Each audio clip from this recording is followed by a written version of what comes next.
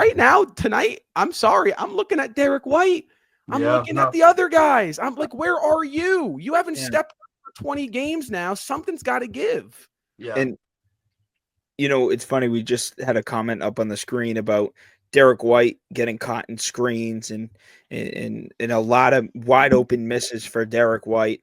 I think I alluded this. I think I made this point to you guys. I don't know if I said this on the podcast or the show the other day, but it almost feels like Derrick White. You remember when we first got him in 2022? How like he's playing that like more uncomfortable role where he's just kind of sitting on the wing, not really in the flow of the offense, and he's just kind of shooting threes, and it feels like his rhythm just isn't there, and that's what it feels like right now with Derrick White. He just doesn't feel included in this offense, and when he is included, he's not converting. Which and I hate to speak bad about Derrick White, but you just have to tell you just have to.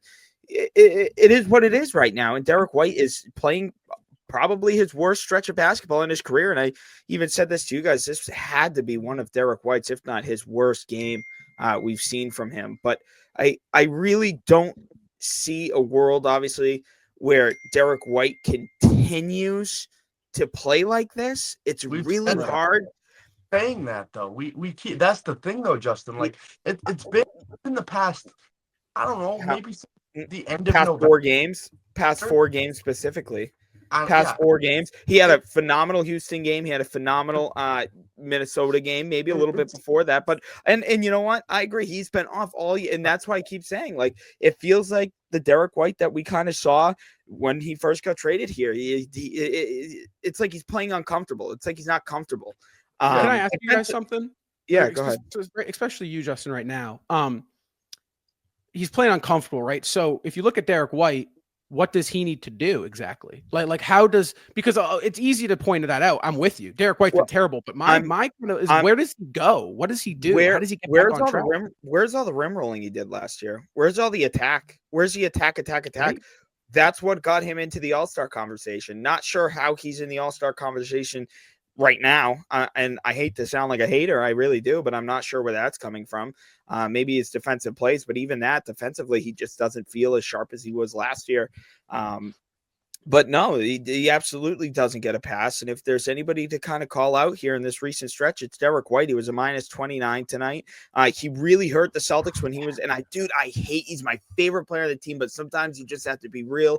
You gotta say the truth, man. You gotta say the truth. It hurts to talk about Derrick White about this, because for the last 2.5 to 3 years, we've had nothing but positive things to say about Derrick White. In this recent stretch, there is no excuses. He has really played piss poor basketball as of late, specifically here in these last 4 games. I mean, the guy's putting up 12%, 13%, 0%. Like, those shooting numbers are just horrendous, and he's not helping himself whatsoever as of late. Yeah, I mean, a player is only valuable until they're not, and that's just true in any sport, especially in basketball. And Derrick White right now, he's fallen from grace. He just has in the last really month, and really just this season entirely. I thought coming into the season, he came into the season out of shape, and nobody really talked about it because we just won a championship and the team was actually playing well to start the season.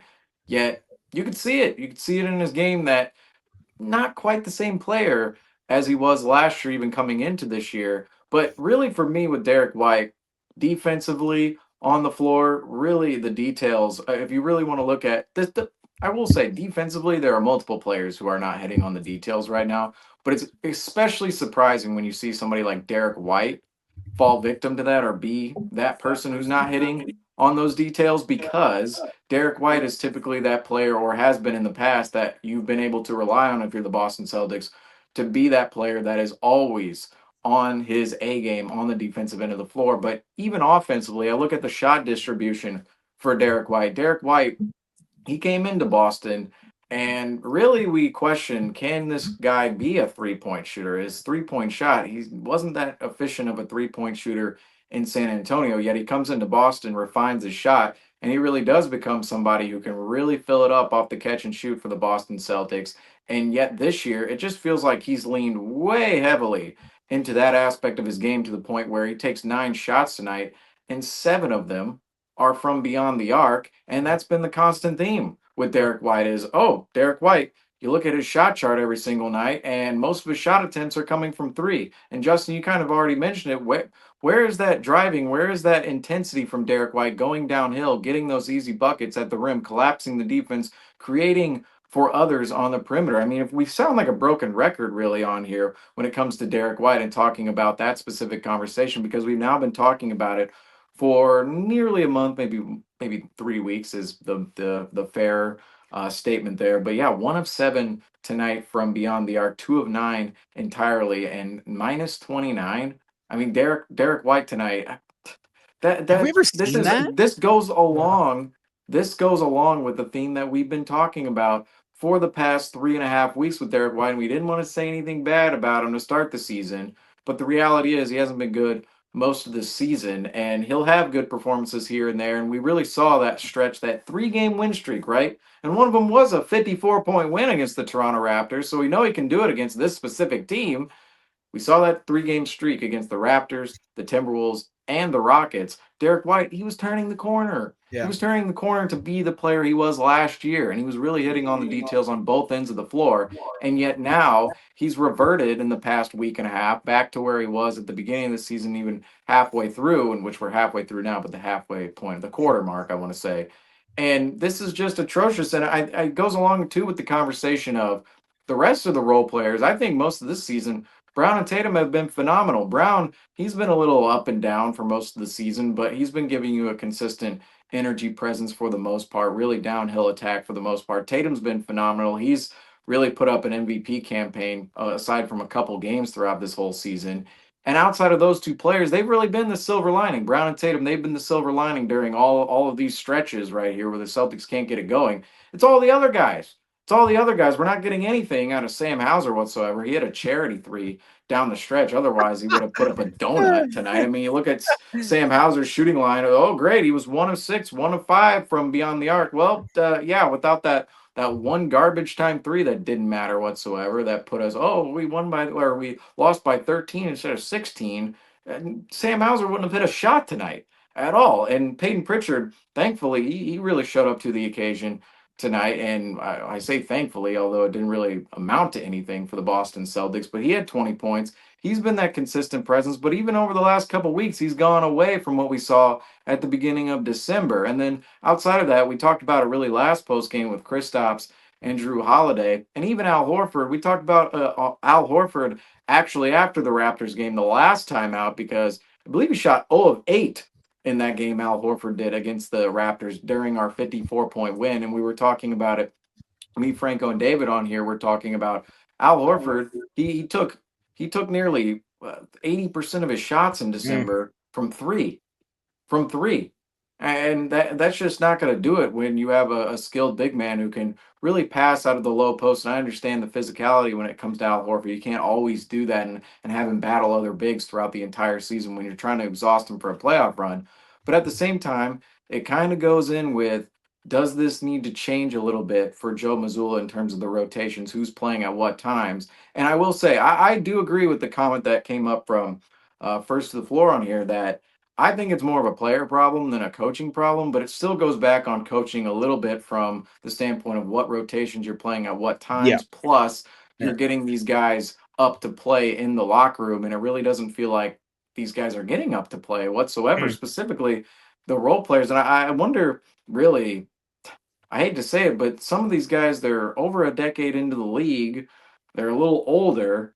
It's like, at what point do we see a little bit of a decline here? Do we see the prime of this team last year? Are we seeing more of a decline this year in terms of the actual energy and intensity that this team is willing to put out every single night? We're looking at Porzingis, we're looking at Holiday, we're looking at White, we're looking at the rest of the bench. Brown and Tatum, like I said, they really haven't been the problem points during this stretch, but it's really been everybody else. And it just starts to raise questions that we really never considered this season about, does a particular move need to be made somewhere around the fringes of the roster to actually bring somebody in, even though you're hard capped if you're the Boston Celtics. There's really not much you can do whatsoever to fix this roster if that is particularly the problem, and you really do have to ride this out. But it starts raising a bunch of questions that we never thought would be asked about this team last season coming off the championship year. Right now, the team as a whole just does not look anywhere close to where they were last season. Even in January, we talked about a few post games ago. Oh yeah, they were 11-6 last January. Maybe this can be a January slump, but at this point, this is beyond. This is more like 2021. This isn't even like 2023. This is like 2020, 2021, where one game we're going, okay, we beat the Pelicans, and then we're losing to the Raptors again, 2 games after we lost by 17 on our home floor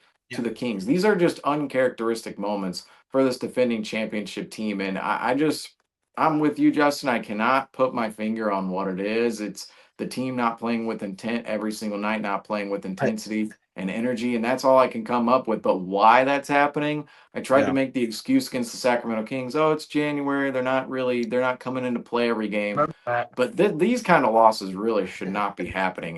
Well, like when there's 8 minutes left in the game, and you're down 10, we're texting each other like it's over. Like this team, a 10-point lead, it feels like a million points right now because we can't create anything offensively and we can't get a stop. It's bad. That's ridiculous. Asking for Shireman. Yeah, I don't think that's the fix either. I don't see a Wall, Shireman, Springer. Let's just throw him in there. This revolves around the core of the Celtics, in my opinion. It does. And I mentioned this. I mentioned this the Sacramento game. It's an effort thing. It is. I can't put my finger on exactly what it is, but I could definitely 100%. I do. I do think it's an effort thing, 110%.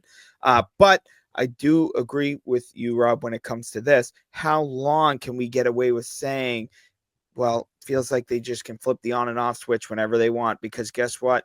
This past month and a half, it really feels like the Celtics, even in their wins, maybe besides there's a few wins in there that you could say like they were definitely on it, but it recently it feels very off with this team, and I just can't exactly figure it out. But I do think the effort has been piss poor. I do think the effort is not there.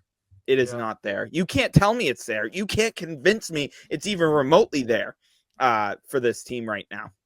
Yeah, I just saw. You can see it's noticeable. A couple minutes ago, but I just want to talk about this real quick. I saw a comment and it said Derrick White, going back to the whole Derrick White thing, he knows he's kind of in a slump right now.